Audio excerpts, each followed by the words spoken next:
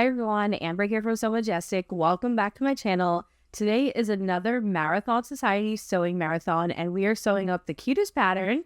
It is the Unagi Asymmetrical Clutch. It is by Sincerely Jen Pattern Company. So thank you so much for allowing us to feature your pattern. I have chosen to sew up the medium size, and it's a wristlet version. So there's three sizes. There's a small size that is usually you could put like on your keychain for cards. There's this medium size with one grommet that is great as a wristlet. And then there's a larger size that you could put two grommets and use it as a crossbody if you wanted. So it does feature this asymmetrical front. I decided to use reclaimed jeans. I had some old jeans with too many holes and decided to repurpose them. So my front, the bottom, and the back are from three different pairs of jeans, and the inside is the same as the wristlet strap. I used our sunflower water resistant canvas that I carry in the shop for the inside. It worked out really well. I'm so happy with it.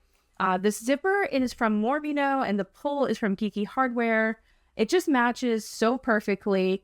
And I use the pop of color for the wristlet strap, so I'm really happy with it. I sewed mine all on a domestic, and I interfaced mine a little bit differently than the pattern. So I do want to say that if you are sewing on a domestic that cannot handle a lot of layers, you don't want to interface it like I did. Mine ended up being kind of thick at the bottom. You want to stick with the woven interfacing that is recommended in the pattern. So I really enjoyed making this. I hope you love the tutorial. I'll have timestamps along the bottom so you can jump ahead to each part. I'm also going to list all the information for Sincerely Jen for the website where you can purchase this pattern, as well as all of her social media. And I'll have links to the other videos today.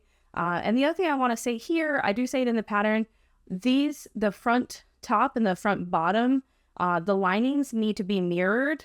I didn't do that at first, and I corrected it in the pattern, but I want to say it here too, just in case you don't catch it, so you don't make the same mistake that I did. So thank you again. I hope you love the tutorial. If you do, please consider subscribing or giving me a thumbs up. It helps my channel grow, and I appreciate it so much. Enjoy! Here I have all my pieces laid out for the wristlet size, which is the medium size. So I decided for the exterior to recycle some jeans. And so I have cut my exterior out of three different pairs. That's why there's all the different colors. So that's the exterior back, our front exterior top, and our front exterior bottom. So I have interfaced these with Profuse Stiff from Wawak. People say it's like a Decoville alternative. I actually think it's a little bit thinner than a Decoville and a little bit more like pliable. But I really like it, and it's affordable. So I have interfaced them with that. Where the grommets go on the back of the top piece and the exterior, I had some scrap Decoville Light. So I just put an extra piece of scrap there, so that way when I go do my grommets, that hopefully it will turn out all right. And then I have, for the lining, I am using the floral sunflowers that are available in my shop. It is a water-resistant canvas. It does not have that thick PVC backing. It actually has a PU coating. It can fray on the edges, so you don't want to leave raw edges. But I thought it was thin enough and flexible enough for this project. And for the clutch, the instructions actually call for 2 pieces of woven interfacing on the exterior and then 1 piece on the lining. So I really think by using that stiff on the exterior and then none on the lining, because this is a little bit sturdier than the cotton woven, that it's going to work out great. And then I have my zipper tape here. I believe this one's from Morbino, and a sunflower size 5 pull. This one I believe is from Geeky Hardware. And then I have my grommet I'm going to use and my gate ring. This gate ring was a sample from one of my hardware suppliers, and it just happened to be in the color I need, so I think it's going to work great. So that is all the pieces and the hardware that you'll need for the project. And I don't think I mentioned it, this long piece over here is my wristlet strap. I'm going to use the same as the lining and not interfacing it because it is pretty sturdy and we're doing a 4-fold method. So it should be thin enough to be able to do the 4-fold, but sturdy enough I don't need the interfacing. All right, so I'm editing it in here with my lining pieces because I did not pay attention when I was cutting it. Your lining needs to be mirrored. So when you're cutting them out, you need to put your pattern piece face down. And I did not realize that I did this until I was sewing on the zipper. So here's an example. This is the front exterior. And now you can see that the lining is reversed, mirrored. So that way, after we sew them, they'll match up perfectly. So I'm editing it in here just so that way you don't make the same mistake. This lining piece here for the back, and I'm using the lining for my wristlet. That did not change. The only thing I did is for the front top exterior and the front bottom exterior, I had to mirror my pieces.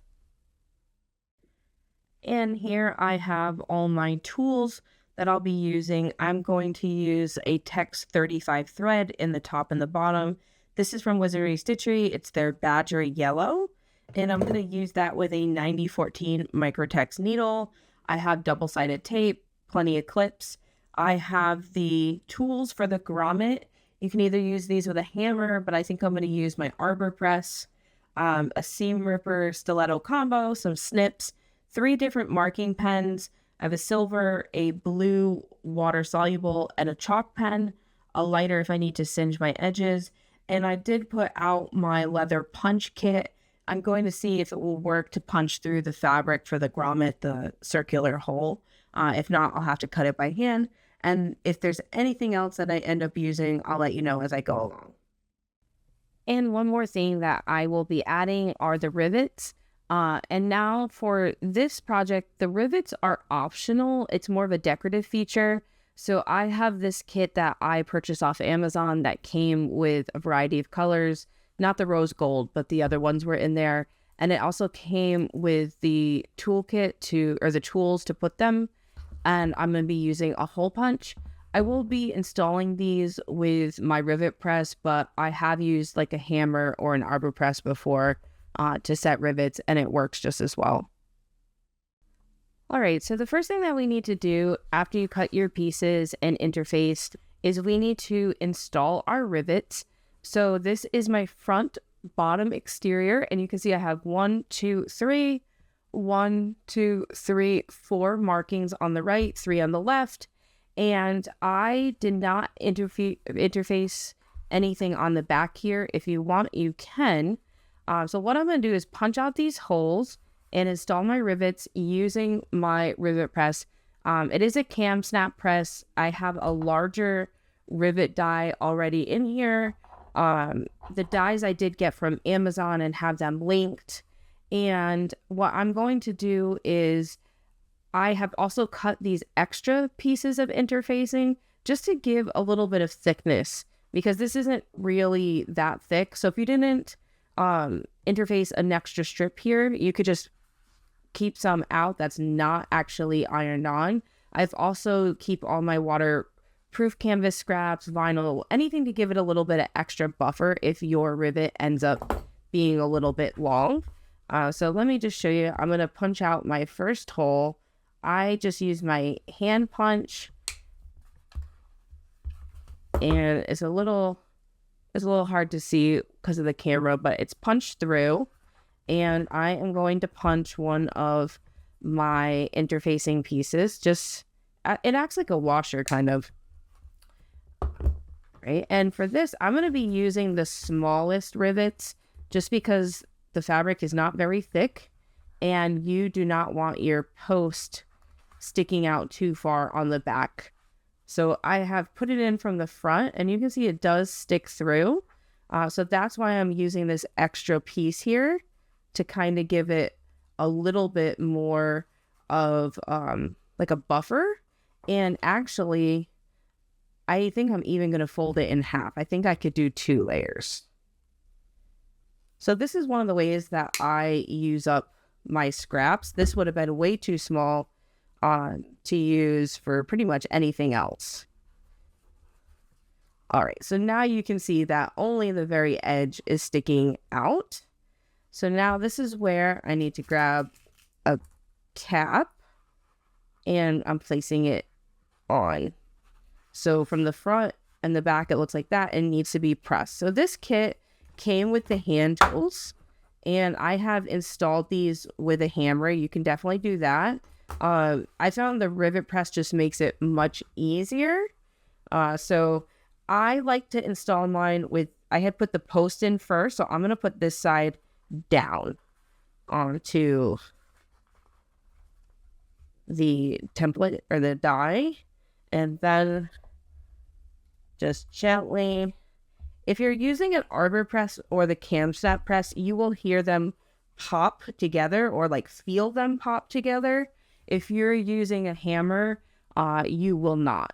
So now this is what it looks like from the front and you can see from the back.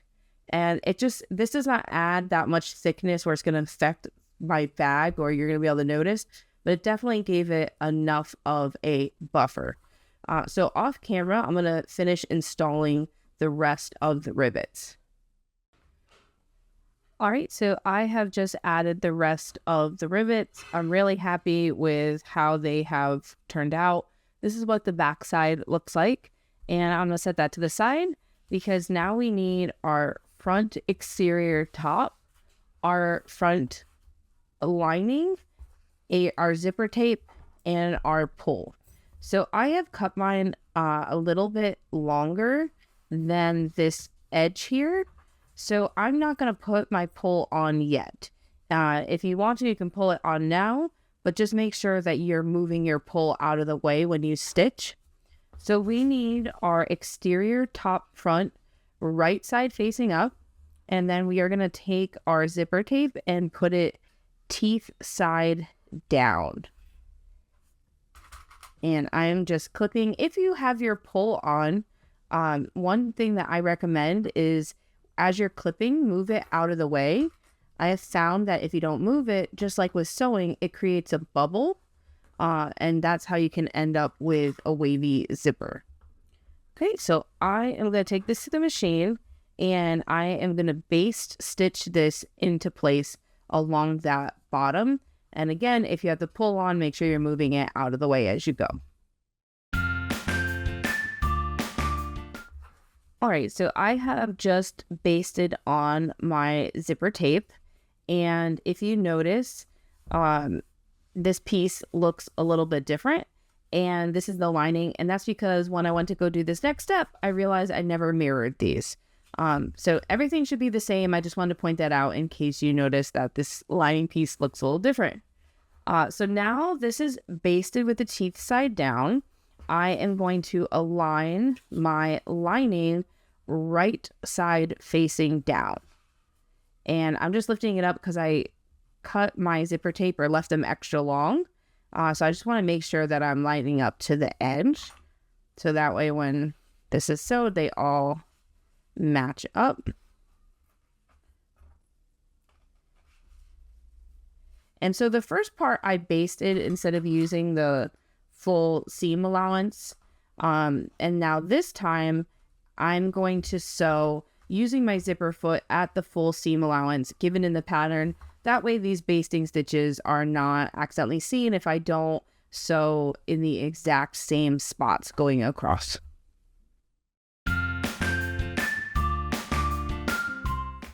All right, so I have just stitched at the given seam allowance. So now we are going to fold our linings and our exterior so they are wrong side together.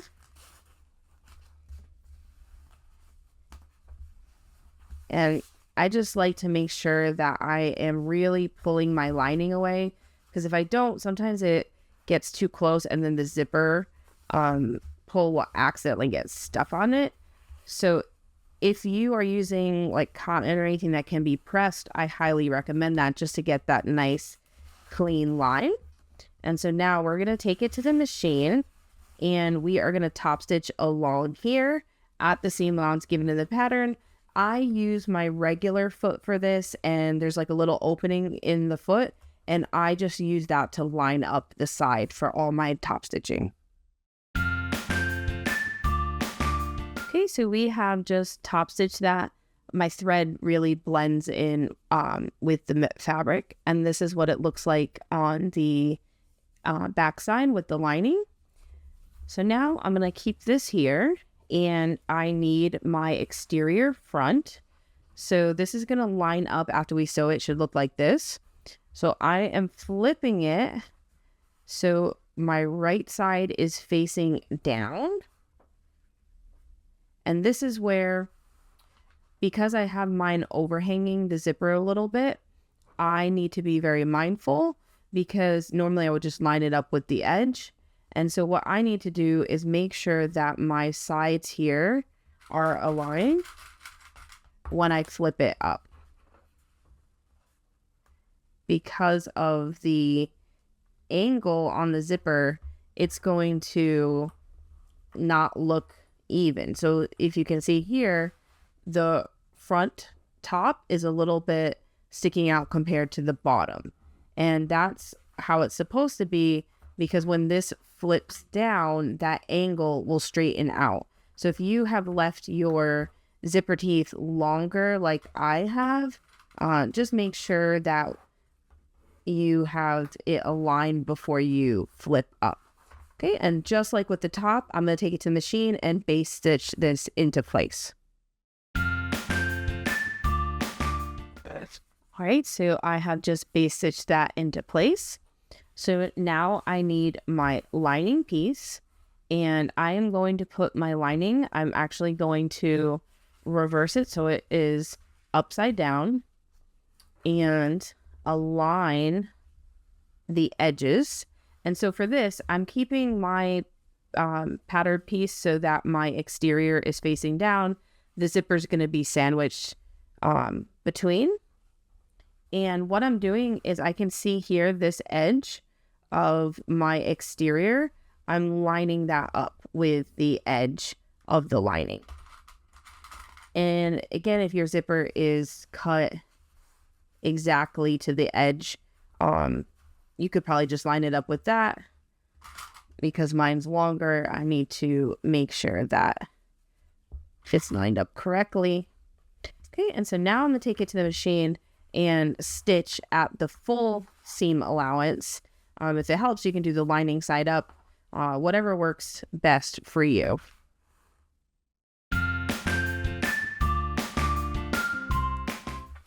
All right, so now I have my bottom exterior and lining stitched to the zipper.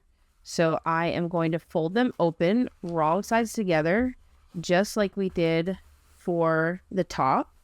And they should match up. Again, give them a good press if you're using materials that you're able to.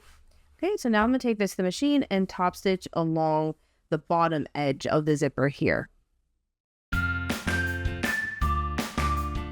All right, so we have just top stitched across the bottom, and this is what it looks like from the back side. So I have not added my pull yet, so I want it closing to the left, so I'm going to add it on the right hand side, and I have it cut so the tooth on the right hand side is a little bit higher, and that's because I'm right handed. So I'm going to open this up and gently place it a little bit on the right hand side and then insert it on the left. I usually can tell it's aligned because it will balance, and I can push it easily or fairly easily with my pointer finger. Okay. And so now once we have our pull on, I'm going to pull it almost all the way. You don't want to pull it off. We haven't stitched this closed. If you want to base stitch this, you can, but we're actually going to seal that up right now. But we need to leave our pocket open a little bit. So that's why I pulled it all the way forward and then came back so there is an opening. Because now what we're going to do is we need our exterior back. And so this is the front panel that we just sewed. We're going to keep that right side facing up. And I'm going to take my back and put that right side facing down. And I want my extra patch here where the grommet is. It's going to be in that top left-hand corner. And I'm going to line up all edges.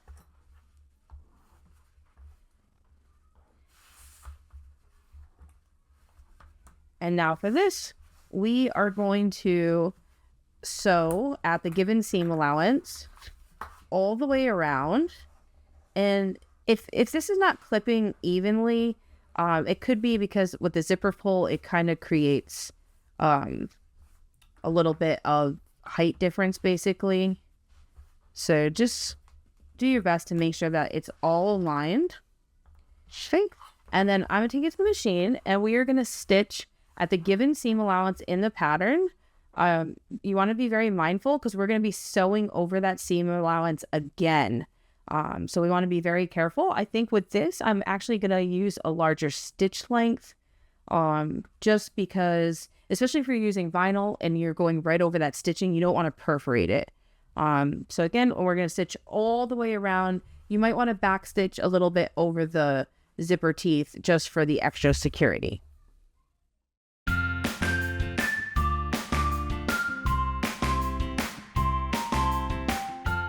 All right, so we have just stitched all the way around. This is what it should look like from the back. Here's the lining side. So now we need our lining panel, and I need it right side facing up. Make sure you're paying attention if you are using a directional print. And so now we need our piece that we have just made, and we need to put it so that our lining side is facing down. So our two linings should be touching, and we are going to clip all the way around again, except we're going to leave an opening in the bottom. So if you need to like draw little lines to remember where to start and stop, and I'm actually going to do that because we're going to go over our same exact stitch lines. So if I mark it, that's how I know where I can start and stop.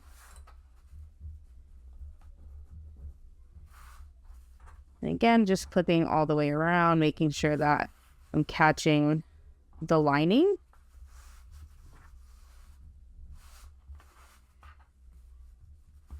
Right, so here's the lining side, here's the back. And so again, we're going to go at the same stitch length, except this time I am going to shorten. I was using my largest, like almost like a basting stitch. So now we're going to start at one of these marks on the bottom, go all the way around and stop backstitching at the next mark. So we're going to have to turn it through this hole at the bottom. So make sure you're leaving enough space.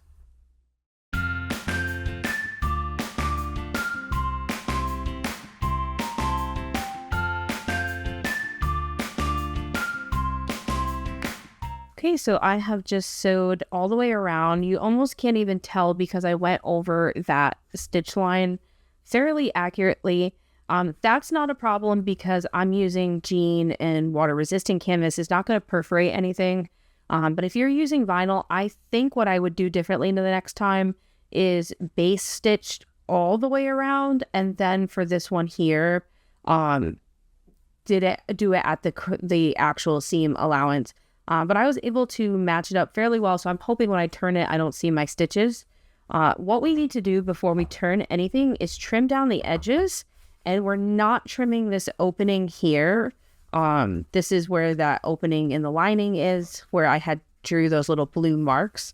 And I'm glad I put those marks in because it'd be really difficult to tell otherwise. Okay, so we are trimming all the way around, except that opening, like I said, and we're not trimming where our zipper tape is. What I am going to do, though, is trim that hanging off part, and then just leave the the excess that is already there.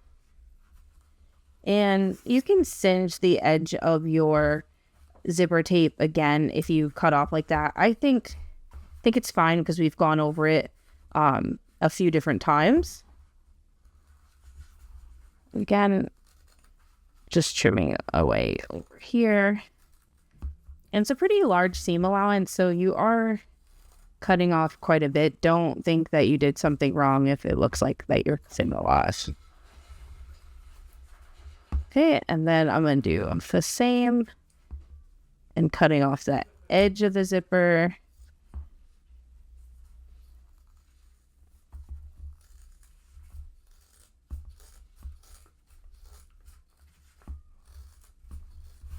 All right, so now it should look like this. You should have a little bit of overhang where your zipper openings and then the bottom where our lining opens. So now what we need to do is we need to turn this through here. And it's going to be a little bit difficult, especially because I use the stiffer interfacing. So if you're using a vinyl, maybe heat it up with a blow dryer. It might make it a little bit more flexible to turn. I may have to do that even though I'm not using vinyl, but it will make this interfacing a little bit more malleable for me.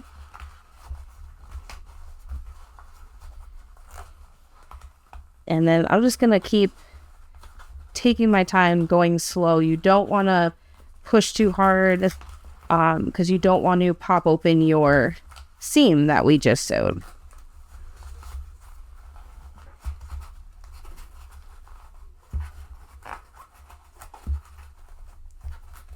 I got most of it through that opening, so now it's just, there we go. Once I can get it through, it's kind of just now poking out all those edges. And as we're turning this, your lining sides are going to be out, and that's correct. We need our lining out first. And once it's through, I can even just kind of reach in and help poke out everything.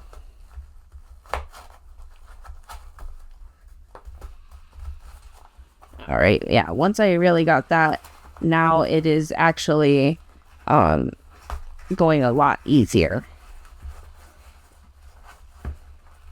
And I'm trying to run my fingers along the seam to make sure that everything is getting poked out. And I didn't do this in time lapse because I really wanted you to see that this is not a quick part, that it does take time. And so I have a chopstick here, just like a wooden one from Takeout.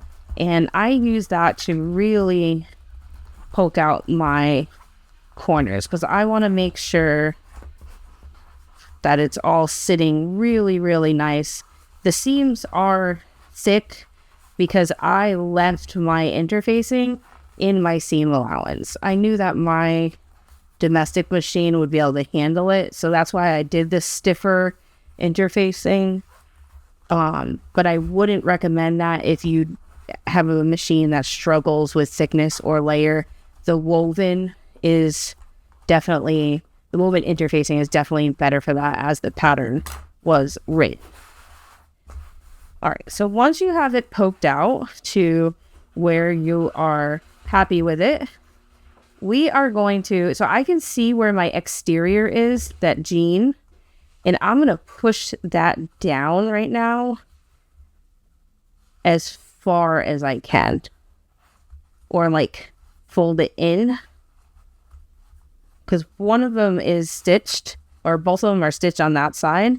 And so now we need to tuck our seam allowances in because we need to seal up this opening. And this is where it's going to get a little tricky because it says try to only sew through the lining, but because we basted that together, it's going to make it really hard.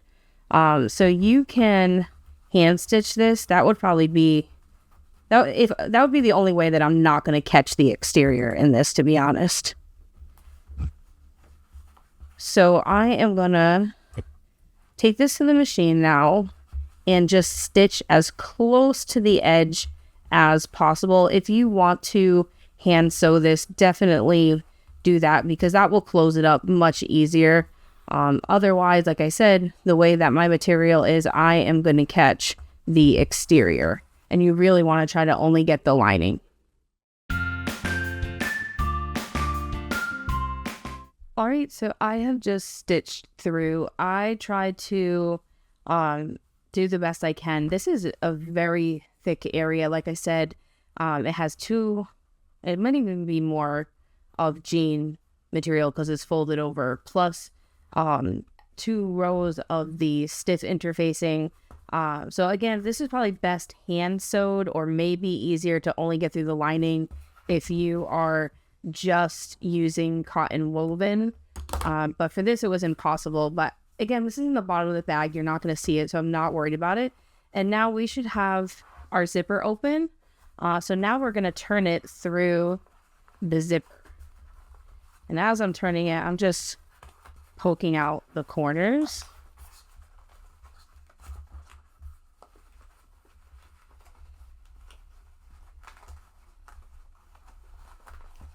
And again, it's thick material, or I'm using a thick material, so just taking my time and really making sure that I am poking it out.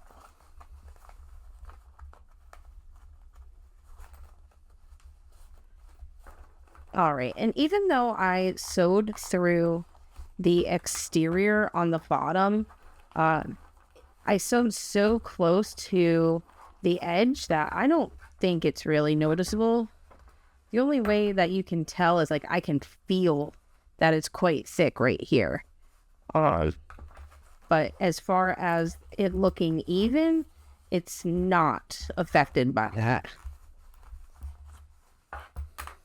All right, so if you were making the small size, you would be done here and there would be like a little hook off to the left. But this is the medium, the wristlet size. So if you have this size or the crossbody, we are adding grommet. So I'm going to grab what I need to put the grommet and then come back. All right, so I have grabbed a few different things.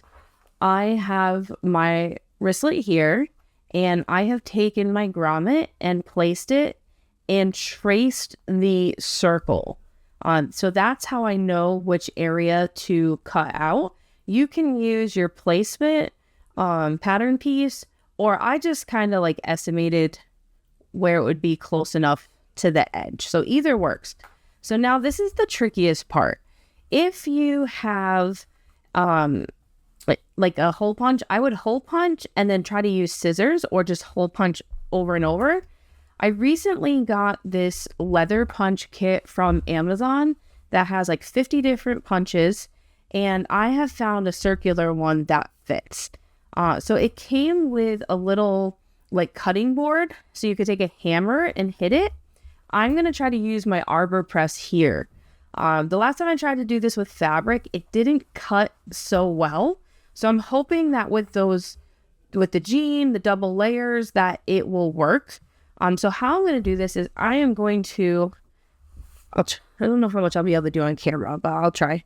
Because I might need to use my strength and leverage. So I have turned this. There's a metal piece that comes down. This piece here. It's a little hard to see in the camera. So what I'm going to do is the plate is underneath. I'm going to set my wristlet on it, put the punch lined up where it needs to be, and then make sure that it is lined up with this bar that comes down. And then I'm just going to try to use as much leverage as possible. And I felt it go through. I just don't know if it's gone all the way through. All right, perfect. It has. So this worked out a lot better than I expected. I was actually really hesitant to do it on camera because the last time I tried, it was not so good. It didn't quite punch all the way through this last layer, but there's kind of like an indent. So I'm just going to trim that last piece off. And so you can use fray check here if you're using cotton. I don't think I need it. And you can see, I don't know if you can see, there's so many layers through there.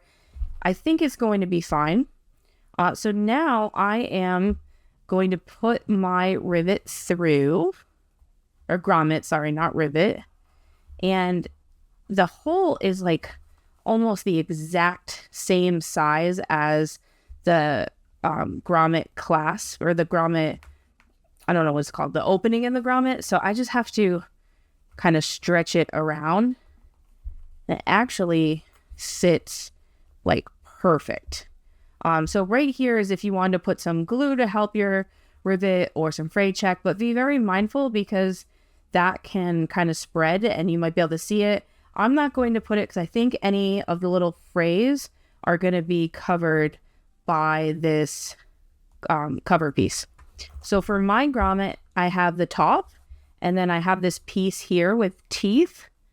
Some have washers that you put between, or if your fabric wasn't thick enough, you can make your own. So I am just going to now line that up around it. And so I have the setting piece here.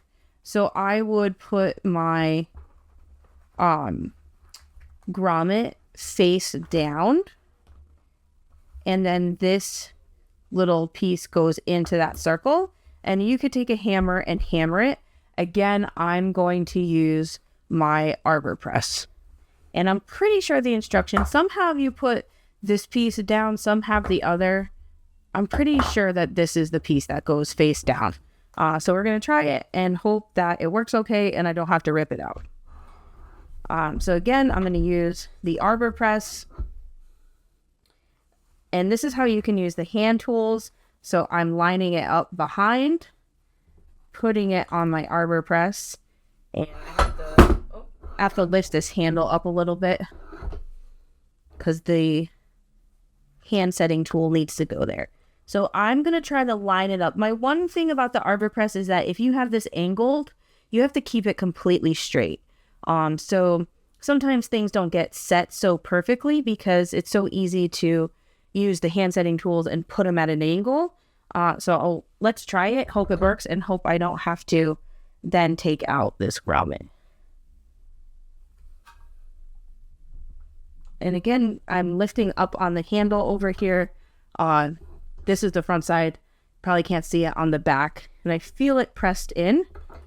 So hopefully, all right. So that's sealed very nicely. So here's the front of my grommet and here's the back. And so rivet presses work great. I just don't happen to have the dies, or the cam press, I mean. I don't have the dies, so this is a good ulterior. All right, so we just added our grommet. I'm so pleased with how it looks. As we saw, I used the arbor press, but you could definitely use like a hammer to do this. It all works. I just find the arbor press is a little bit easier, and I think eventually I'll get the cam press grommet dies. And so this is what it looks like. If you want to leave it as just like a clutch, you could, even without the grommet. And then inside we have our lining, and again, you're not even going to see that stitching in the bottom, so I'm super happy with it. And so now we just need to do our wristlet strap, and I'm going to do it with the sunflower because I just thought that would be like so cute that when you open this, you can see the pop of the lining, and then the strap would match. So I'm using a gate ring that opens, so I don't need to worry about adding this. If you're using a D-ring, I'll show you where you have to put it on, or if you're using like a snap hook where you want to be able to snap it onto this, because I think you could use a snap hook and it would fit too. So what we're going to do to start is I'm just going to put some double-sided tape. I have drawn my line down the center, And I'm not going to go all the way to the ends because we're going to have to sew them to each other. This is my favorite way to make a wristlet strap if you are not using thick material, because you don't have an end that folds over that you need to worry about the raw edge showing, or if you or putting on like a strap end. This method gives you all your seams, or all your edges are enclosed. Okay, so I have just peeled that off, and I'm gonna fold this to center. So I'm just folding it to the line. I'm using the dollar store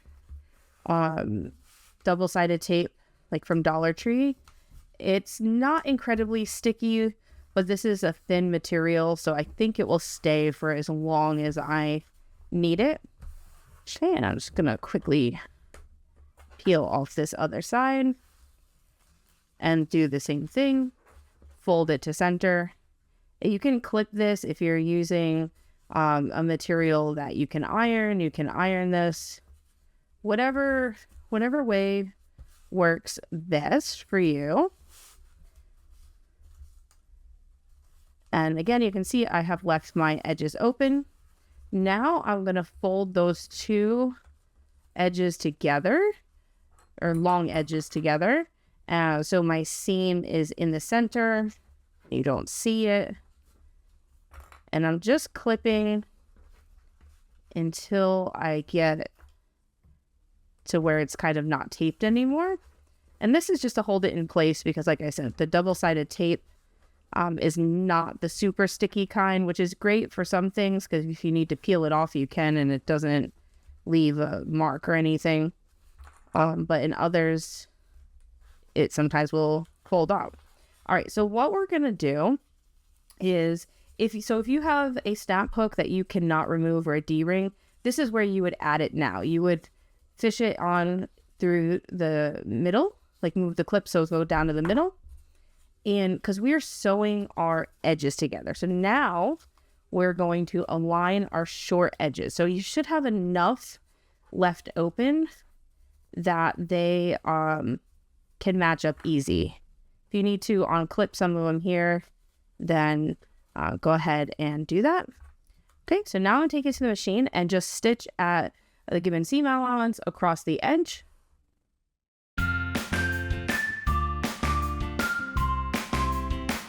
All right, so you can see that I have stitched across.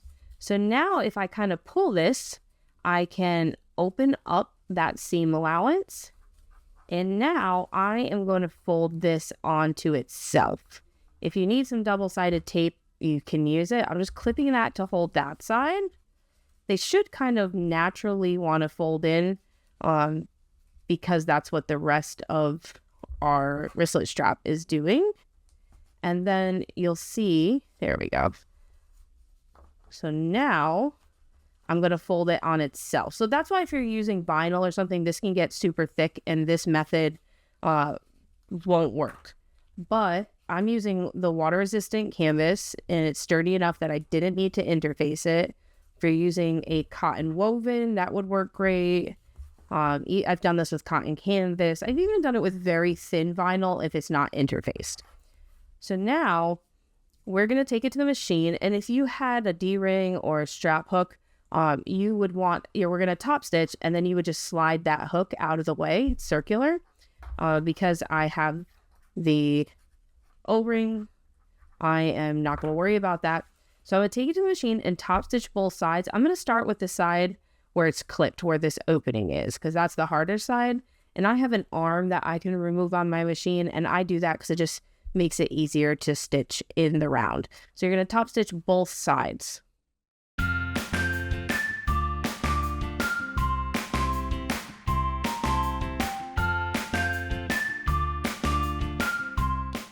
All right, so I have just finished the strap. This is where the seam is, and you can barely see it. If I had a D-ring or a snap hook already on this, usually I would press it, like put it right here, and then you can see because of when you fold it, you can see where the seam allowance. So I would usually go like this and then top stitch. So I'll show you with the O-ring. So if you were pretending that this was a snap hook, I would normally stitch it right here to hold it in place. But you don't need to do that, and it's not in the pattern for this instruction. It's also a pretty large opening, so I think most people would be able to use this. If you stitched it, it would make it a little bit tighter. And so now we can add it to our grommet. My O-ring is a little bit smaller than recommended. It's just the only one that I had. And like I said, it was a sample. So I have to maneuver it a little bit to actually get it to fit on. There we go. All right. So now we added our strap and we have completed the medium-sized wristlet version. All right, so we have just finished up our wristlet version of the Unagi asymmetrical clutch. I'm so happy with the end result. I think it's so fun how I used the 3 different pairs of jeans. Let me know in the comments if you've ever repurposed your own jeans or what you made with them. Thank you, Jen, for allowing us to feature your pattern on the Sewing Marathon today. And I will have links in the description to Sincerely Jen Pattern Company, all her social media, so that way you can purchase this pattern if you're interested, as well as links to all the other sewists that are participating in the Sewing Marathon. So if you did like it, I would love if you give me a thumbs up or subscribe. It does help my channel grow. I appreciate it so much, and I'll see you next time. Bye.